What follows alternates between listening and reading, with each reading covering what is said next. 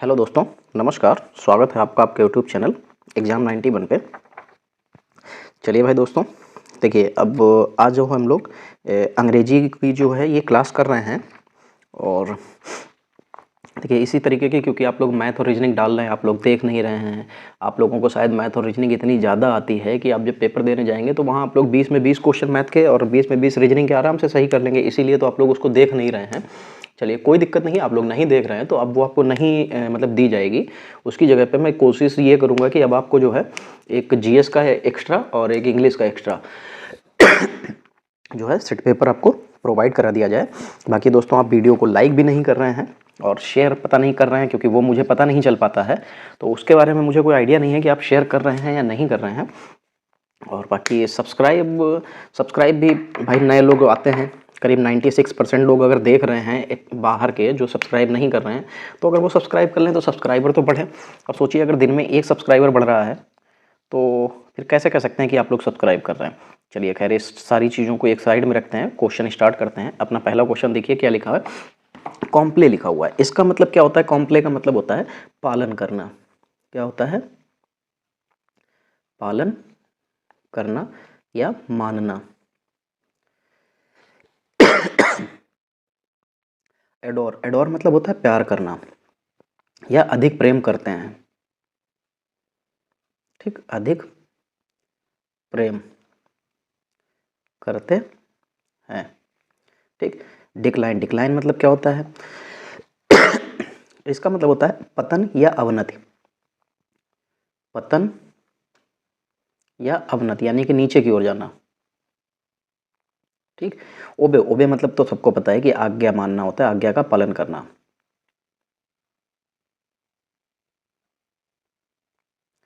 फिर deny, deny मतलब क्या होता है? मना करना। ठीक, डिनाय मतलब मना। तो अब देखिए सिनोनियम था, तो पालन करना, मानना। अब मानना वो आज्ञा भी मानना हो सकता है या कोई भी चीज़ मानना हो सकता है, तो इसलिए आपका सिनोनियम इसका कॉम्प्ले का क्या हो जाएगा? ओबे हो जाएगा। चलिए फिर क्या लिखा हुआ है? Select the following sentence has been split into 4 segment. अच्छा, यहाँ पे ग्रामेटिकल एरर है, वो बताना है कि क्या होगा। अच्छा, ऑल आवर फर्नीचर्स, यहाँ पे ऑल ओवर एक पार्ट है, फिर फर्नीचर्स वर पार्ट है, spoiled in the recent part है, फिर rains and flood what's and floods part है। देखो all over furnitures were spoiled in the recent rain and flood, मतलब जो अभी जल्दी में ही जो बरसात और जो बाढ़ आई थी उसमें जो है उसका फर्नीचर ख़राब हो गया। तो दोस्तों याद रखिएगा, फर्नीचर जो होता है ये शब्द हमेशा प्लूरल काउंट किया जाता है, इसमें कभी भी यस या ईएस कुछ नहीं लगाया जाता, ये फर्नीचर का फर्नीचर ही रहता है। ठीक, तो यहाँ पे फर्नीचर वाला ये जो ऑल आवर फर्नीचर्स लिखा हुआ है, तो फर्नीचर्स नहीं होगा, ऑल आवर फर्नीचर। फर्नीचर का मतलब ही होता है लकड़ी का सामान। ठीक, चलिए 68 नंबर देखिए, select the option that can be used as one word substitution for the given ground of words continuing for a long time, यानी कि लंबे समय के लिए लगातार। तो इसके देखो क्या हो जाता है, यहाँ पे लिखा है प्रोलॉन्ग्ड, इसका मतलब होता है लंबा। ठीक, फिर इन्फिनाइट, इन्फिनाइट का मतलब क्या होता है? अनंत होता है। क्या होता है? अनंत होता है। फिर लिखा है प्रोजेक्ट, प्रोजेक्ट का मतलब होता है परियोजना। ठीक, फिर प्रोफाउंड, प्रोफाउंड का मतलब क्या होता है? गहन होता है। क्या होता है? गहन होता है। ठीक है, अब देखिए, अब उसने पूछा था continue for a long time, अगर जो लंबे समय तक लगातार होगा तो उसको क्या कहा जाएगा? लंबा, यानी कि जो ख़त्म नहीं हो रहा, तो यहाँ पे लंबा बिल्कुल सही हो जाएगा इसके लिए। ये इसलिए मैंने सारे मीनिंग बता दिए, क्योंकि बच्चों का कहना ये था कि सर आप पूरे मीनिंग नहीं बताते हैं, आप पूरे मीनिंग बता दिया करिए। देखिए मैं कोशिश करता हूँ कि आपको पूरे मीनिंग जरूर बता दूँ। Select the most appropriate option to substitute the underline segment in the given sentence, if there is no need to substitute it select no substitution. ठीक है, large glasses magnified his eyes so that to gave him the appearance of wise owl। देखिए दोस्तों, यहाँ पे जो underline है इसको हमको चेंज करना है, तो large glasses magnified his eyes, यानी कि जो बड़ी ग्लासेस होती हैं वो आइज को बड़ा कर देती हैं, मैग्नीफाई करती हैं। So that to give him the appearance of a wise owl. दोस्तों यहाँ पे जो सो दैट लिखा हुआ है बस दैट नहीं होगा, क्या होगा, सो एज हो जाएगा। क्या हो जाएगा, सो एज टू गिव, तो गिव की जगह पे गिव हो जाएगा, so as to give him the appearance of a wise owl. तो यहाँ पे सो एज टू गिव, ये फर्स्ट वाला आपको मॉडिफाई करना पड़ेगा उसके साथ। चलिए फिर क्या लिखा है, 70 नंबर देखिए। 70 नंबर में क्या लिखा हुआ है कि सिनोनियम बताना है। क्या बताना है, सिनोनियम बताना है। चलिए भाई, तो लिखा हुआ एडेप्ट। एडेप्ट का मतलब क्या होता है, इसका मतलब होता है निपुण। क्या मतलब होता है, निपुण। ठीक है, निपुण या पारंगत जिसको बोलते हैं। ठीक। क्लमजी, क्लमजी मतलब बेढंगा होता है, अनाड़ी होता है, भद्दा होता है। ठीक है, अनाड़ी या भद्दा। फिर स्किल्ड, स्किल्ड का मतलब होता है कुशल। ठीक है, या निपुण भी कह सकते हैं। फिर रफ, रफ मतलब कठोर होता है, असभ्य भी होता है, कठोर। फिर लेजी, लेजी मतलब क्या होता है, आलसी या सुस्त।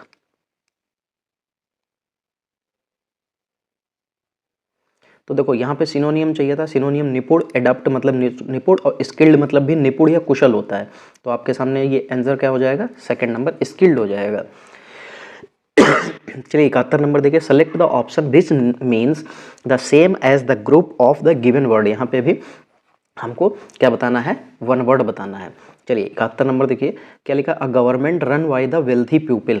जो मतलब जो बहुत पैसे वाले लोग होते हैं उनके द्वारा सरकार को चलाया जाना। जैसा कि हम ये भी कह सकते हैं कि अपनी जो भारत की भी है, देखो जो अडानी है, अंबानी है, यही लोग एक तरीके से देखा जाए तो ये लोग भी, इनके लिए ये शब्द जो यूज किया जा सकता है। ठीक है, इनके लिए ये शब्द यूज किया जा सकता है कि ये लोग जो है पैसे वाले हैं और सरकार चलाते हैं। ठीक है, चलिए तो पहला क्या है, मोनार्ची। मोनार्ची मतलब क्या होता है, साम्राज्य होता है। फिर ओलिगार्ची लिखा हुआ है, ओलिगार्ची का मतलब क्या होता है, कुलीन तंत्र, जो सभ्य लोग चलाते हैं, कुलीन होगा। ठीक है, या जो उसके लिए मतलब परफेक्ट है वो चलाएगा। फिर प्लूटोक्रेसी, इसका मतलब होता है धनिक तंत्र। क्या है, धनिक तंत्र। तो अब आपको यहाँ से अंदाजा तो लग ही गया होगा। चलिए फिर एरिस्टोक्रेसी है, इसका मतलब होता है शिष्ट जन या कुलीन तंत्र, शिष्ट जन। ठीक, तो भाई जो लोग वेल्थी लोग होंगे, पैसे वाले लोग होंगे, भाई जो चला रहे हैं सरकार, तो उनको प्लूटोक्रेसी कहा जाएगा। क्या कहेंगे, धनिक तंत्र, प्लूटोक्रेसी। फिर सेलेक्ट द इनकरेक्टली स्पेल्ड। अच्छा भाई, यहाँ पे क्या लिखा है, सुपरस्टिशियन लिखा हुआ है, सुप्रीम लिखा हुआ है, सुपीरियर लिखा हुआ है, सुपर फेलस लिखा हुआ है। तो सुपरस्टिशियन SUPER STITION बिल्कुल सही लिखा हुआ है। सुप्रीम SUPREME, तो सुप्रीम, सुप्रीम भी बिल्कुल सही लिखा हुआ है। ठीक है, फिर ये लिखा हुआ है सुपीरियर, SUPERIOR, सुपीरियर बिल्कुल सही लिखा हुआ है। फिर सुपर फेलस, तो यहाँ पे ये लिखा हुआ है, इसकी स्पेलिंग सही क्या हो जाएगी, SUPER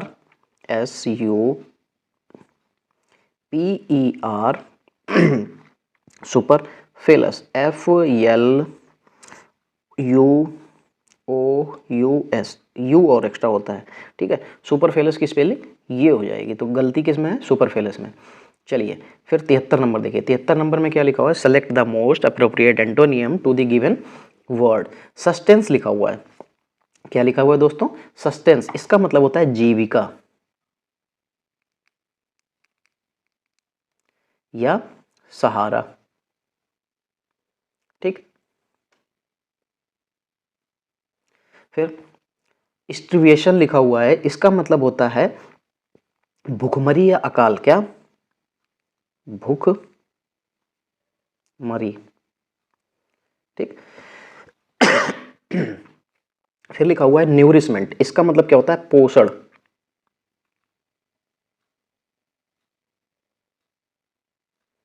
फिर लाइवलीहुड, लाइवलीहुड का मतलब क्या होता है कि ये कह सकते हैं आजीविका होता है। लाइवलीहुड का मतलब क्या होता है? आजीविका।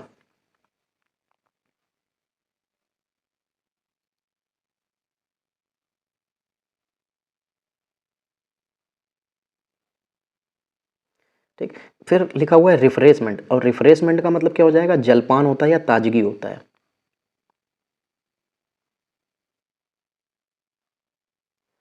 ठीक। तो सस्टेंस मतलब जीविका या सहारा। तो जीविका या सहारा, तो आपके लिए यहाँ पे सबसे परफेक्ट जो बनेगा वो क्या बन जाएगा?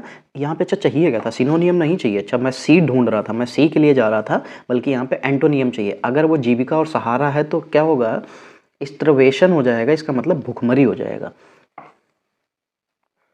ठीक है, क्योंकि अगर उल्टे पे जाना था और हमने वो ध्यान नहीं दिया, हम उसका सिनोनियम ढूंढ रहे थे। In the given sentence identify the segment which contains a grammatical error.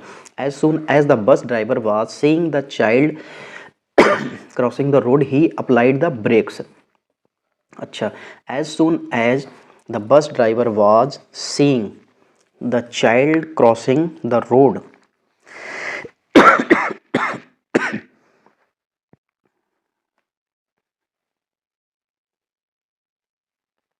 ठीक। तो देखो यहाँ पे होना क्या चाहिए, जैसे यहाँ पे लगा हुआ है, जैसे ये लगा हुआ एज सून एज। ठीक है, तो यहाँ पे ये वाज सीइंग नहीं होगा, क्या होगा? वाज सी जो लिखा हुआ है यहाँ पे क्या हो जाएगा? ओहो सॉरी दोस्तों। तो ये जो बाज सिंह लिखा हुआ है यहाँ पे वाज सिंह नहीं होगा, क्या होगा? As soon as the bus driver see, नहीं सॉरी, बस ड्राइवर सॉ। ठीक है, क्या हो जाएगा? बस ड्राइवर, इसकी पूरे को काट देंगे, इसकी जगह पे क्या हो जाएगा? Yes A W saw. ठीक है, as soon as the bus driver saw the child crossing the road he applied the brakes. तो देखो ही अप्लाइड द ब्रेक्स, इसमें कोई गलती नहीं। As soon as the bus driver, इसमें भी कोई गलती नहीं। क्रॉसिंग द रोड, इसमें भी कोई गलती नहीं है। ठीक है, वाज सिंह, तो वाज सिंह की जगह पे क्या आ जाएगा? सिर्फ सा लग जाना है, शॉ। चलिए, select the most appropriate meaning of the given idiom. Pull something off. ठीक है, इसका मतलब क्या होता है? इसका मतलब होता है सक्सीड। क्या होता है? एक तरीके का मतलब होता है इसमें कि पुल समथिंग ऑफ का मतलब होता है succeed in achieving, succeed in achieving या विनिंग समथिंग डिफिकल्ट, यानी कि कुछ ऐसा उपलब्धि पाना जो कठिन हो, ये मतलब होता है इसको।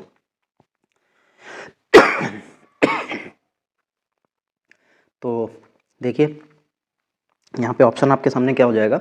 Make a lot of nice नहीं, ड्रैग समथिंग फोर्सफुली नहीं, make something happen, take out the cover और लाइट नहीं। तो यहाँ पे तो सबसे अगर सही मिलेगा तो ये हो जाएगा मेक समथिंग हैपन। चलिए फिर आगे क्या है? Select the incorrectly spelled word. फिर इनकरेक्टली स्पेल्ड है, लिखा हुआ है सेलेक्ट द इनकरेक्टली स्पेल्ड। तो वैसियस लिखा हुआ है, वैक्सेरियस लिखा हुआ है, वी कैरियस लिखा हुआ है, कैलुअस लिखा हुआ है, और हैनियस लिखा हुआ है। तो जो देखो ये वैसियस जो लिखा हुआ है VICIOUS बिल्कुल सही लिखा हुआ है। वी कैरियस लिखा हुआ है, ये भी सही लिखा हुआ है। और ये कैलुअस CALLOUS होता है, कैलुअस भी सही लिखा हुआ है।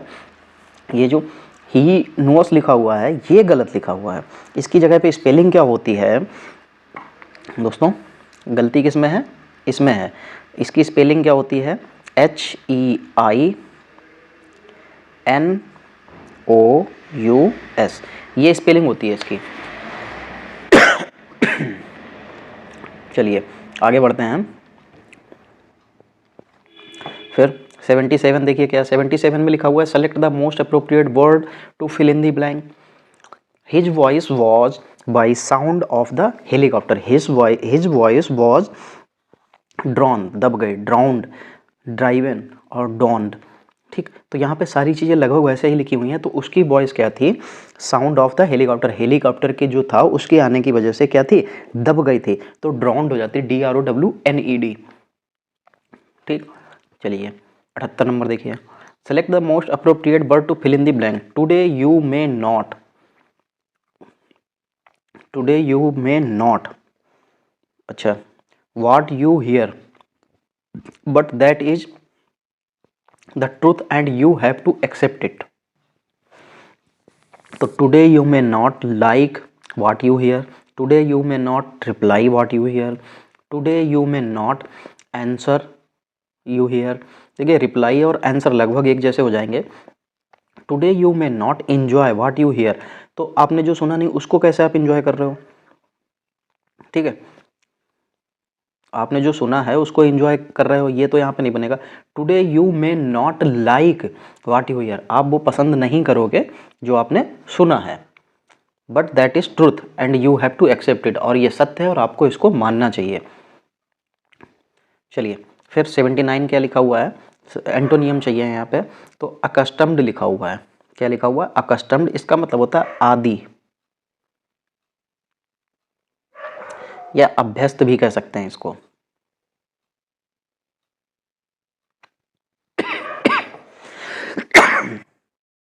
फिर टेरिफिक लिखा हुआ है, इसका मतलब होता है भयानक,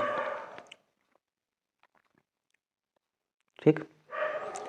फिर अनयूजुअल, अनयूजुअल का मतलब क्या होता है, असामान्य या गैर मामूली भी कह सकते हैं, ठीक। फैबुलस, फैबुलस का मतलब क्या होता है, शानदार, क्या होता है,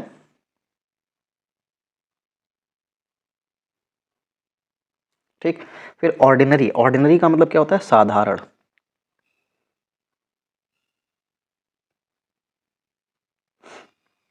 ठीक। तो अब उसमें क्या चाहिए था, उसको एंटोनियम चाहिए था, आदि जो होगा, ठीक है, आदि हो, अभ्यस्त हो, ठीक है, तो उसके लिए क्या हो जाएगा, देखो जब आदि होगा, ठीक है, वो किसी चीज़ का आदि है कि उसके बिना वो काम नहीं कर पा रहा, तो उसके लिए क्या हो जाएगा, असामान्य हो जाना चाहिए, अनयूजुअल हो जाना चाहिए, बिल्कुल सही हो जाएगा। चलिए फिर देखिए 80 नंबर है, select the most appropriate option to substitute the underline segment in the given sentence, if there is no need to substitute it select, no substitution required, ठीक है। लावण्य was happy to see that the tree they had planted the previous year has grow quite later। अब एक बात ये बताइए, यहाँ पे लिखा हुआ है प्रीवियस ईयर, तो यहाँ पे ये हैज कैसे हो सकता है, होना चाहिए, ठीक है, तो यहाँ पे हैज़ ग्रो, ठीक। अब पहली बात तो हैज़ ग्रो के साथ में ग्रो भी नहीं होना चाहिए, ग्रोन होना चाहिए था, ठीक। तो अब देखिए यहाँ पे तो टालर भी गलत है, टॉल होना चाहिए था। चलिए तो आई हैड, आई यहाँ पे प्रीवियस ईयर आई हैड का क्या मतलब है, नहीं, तो यहाँ पे हैज़ की जगह पे हैड ग्रो लिखा हुआ, ग्रो नहीं, ग्रोन होना चाहिए था, क्वाइट टालर भी नहीं होना चाहिए था, नो सब्सटीट्यूशन नहीं, तो बचा कौन सा, ये हैड ग्रोन क्वाइट टालर। जो तुमने पिछले साल प्लांट लगाया था वो थोड़ा सा अब बड़ा हो गया है, ठीक है। चलिए 81 नंबर देखिए, in the sentence identify the segment which contains the grammatical error, our nation can make significant growth but if we all work collectively। अच्छा भाई, देखिए दोस्तों यहाँ पे लिखा our nation can make significant growth, जो हमारे नेशन की जो ग्रोथ है वो सही हो सकती है, बट इफ़, और बट और इफ़ दोनों एक साथ में आगे क्या आ सकते हैं, नहीं आ सकते हैं, ठीक है, क्योंकि ये कंजक्शन का जो सेंटेंस है जो कंजक्शन का है, ठीक है, तो इसलिए यहाँ पे क्या हो जाएगा, ये बट गलत हो जाएगा, क्या होगा, सिर्फ और सिर्फ ये बट हटा दीजिए, क्या लग जाएगा, क्योंकि बट और इफ लगभग एक जैसे हो जाते हैं, किंतु परंतु वाला, our nation can make significant growth if we all work collectively, तो यहाँ पे बट नहीं होना चाहिए, सिर्फ और सिर्फ if we all collectively, we all work collectively, ये होना चाहिए था। चलिए select the most appropriate option to substitute the underline segment in the given sentence, if there is no need to substitute it select. अच्छा आगे भी same वही question है उसी तरीके से, चलिए उसको देखते हैं। लिखा है women is traditional customs welcoming a foreign dignitaries. अच्छा तो जिसमें अंडरलाइन है हमको वो सही करना है। अगर नहीं कोई गलती है तो उसको नो इम्प्रूवमेंट के साथ में आ जाना है। अच्छा भाई चलिए देखते हैं दोस्तों, देखिए यहाँ पे लिखा है वुमेन, तो ये वुमेन तो लिखा नहीं है, तो यहाँ पे ये प्लूरल फॉर्म लिखा है कि women in traditional customs welcoming a foreign dignitaries, जो लिखा हुआ है डिजिनेटरीज, तो देखिए यहाँ पे जब अगर ये जो है हमारा ये प्लूरल फॉर्म में लिखा है और ये हमारी जो है हेल्पिंग वर्ब भी नहीं है ठीक है, ये सॉरी मेन वर्ब नहीं है। तो जब ये मेन वर्ब अगर हमारी नहीं है, अगर सब्जेक्ट जो है प्लूरल है तो वहाँ पे जो है वर्ब भी होगी, फिर वो कैसी होगी, तो प्लूरल होगी। तो यहाँ पे वेलकमिंग की जगह पे क्या हो जाएगा, वेलकम्ड।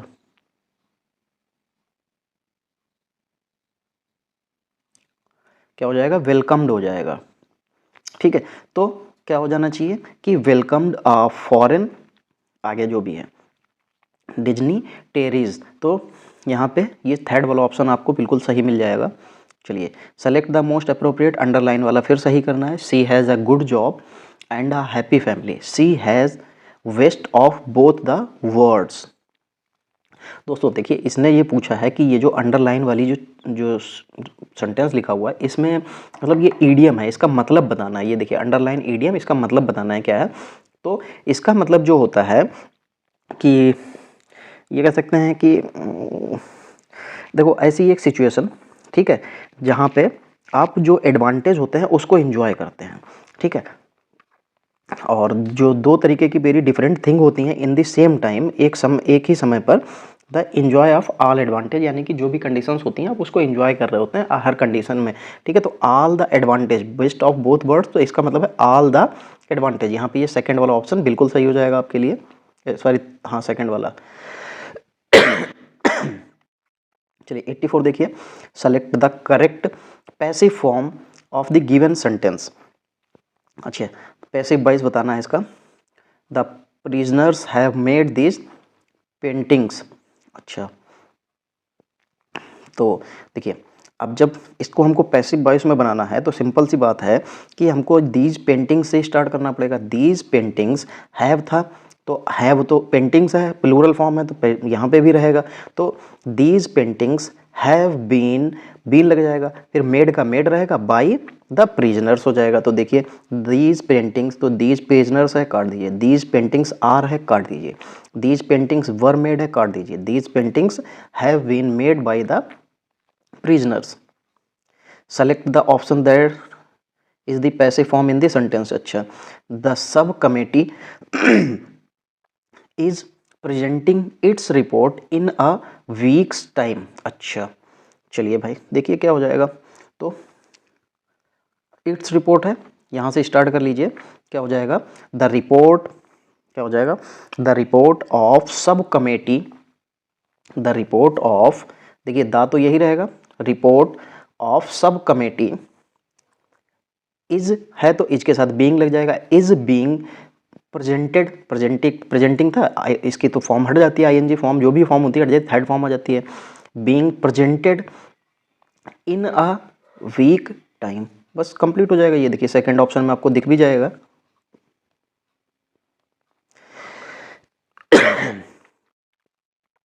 फिर दोस्तों देखिए यहाँ पे हमको ये खाली जगह में सब कुछ भरना है। चलिए देखिए, the internet is fast becoming trusted by children and adult as reliable and accurate of information through the internet. Children now have to an almost endless supply of information and opportunity for, however there can be real risk and dangerous for an child. अच्छा चलिए देखिए, the internet is fast becoming trusted by children and adult. अगर children and adult होगा तो इसका मतलब है यहाँ पे क्या आना चाहिए, दोनों। देखो बोथ पहले ही ऑप्शन पे लिखा है तो यहाँ पे क्या आना जाना चाहिए, बोथ। कौन, both children and adult as reliable and accurate of information. Information का क्या होता है, सोर्स ऑफ इंफॉर्मेशन होता है। क्या होता है, सोर्स ऑफ इंफॉर्मेशन। तो यहाँ पे भी पहला ऑप्शन सही हो जाएगा। फिर through the internet children now have to an almost endless supply of information and opportunity. इसका मतलब ये कह रहे हैं कि इंटरनेट के माध्यम से बच्चे जो हैं अब क्या कर सकते हैं, गैदरिंग कर सकते हैं, इकट्ठे हो सकते हैं। तो वो तो इकट्ठे होने के लिए इंटरनेट की जरूरत ही नहीं, वो तो ऐसे भी हो सकते हैं। एजीनेस हो सकता है, इजीनेस तो खैर है लेकिन यहाँ पे ऑलमोस्ट एंडलेस सप्लाई इन्फॉर्मेशन नहीं मिलेगा। एबिलिटी तो नहीं होगा, एबिलिटी का कोई मतलब ही नहीं है। फिर एक्सेस, एक्सेस बिल्कुल सही हो जाएगा कि children now have access to an almost endless supply of information had opportunity for, किसकी अपॉर्चुनिटी है उनको, अपॉर्चुनिटी फॉर कंसल्टेशन नहीं, डिलीवरेशन, इंटीमेशन, इंटरेक्शन। तो देखो अपॉर्चुनिटी फॉर इंटरेक्शन, हाउएवर उनको इंटरेक्शन के लिए जो है endless supply of information and opportunity for interaction, however there can be real risk and dangerous for an child. किसके लिए? However there can be real risk and dangerous for N, किसकी? Undeveloped child. Undeveloped child होगा तो फिर वहाँ पे internet कैसे survive करेगा? Unauthorised, unparalleled, unsupervised. हाँ ये सही हो सकता है, अनसुपरवाइज्ड जिसको देखा नहीं जा रहा है, ठीक है, जिस बच्चे पे नज़र नहीं रखी जा रही, अगर वो इंटरनेट यूज करता है तो उसके लिए रिस्क हो सकता है। क्यों? क्योंकि बच्चे फिर वहाँ पे बिगड़ सकते हैं, किसी के लिए कहीं पे भी कुछ भी कर सकते हैं, कुछ गलत संगत में जाके कुछ और भी काम कर सकते हैं, तो इसलिए उनके ऊपर नज़र रखना बहुत ज़रूरी है, तो उनके ऊपर सुपरविजन होना बहुत ज़रूरी है।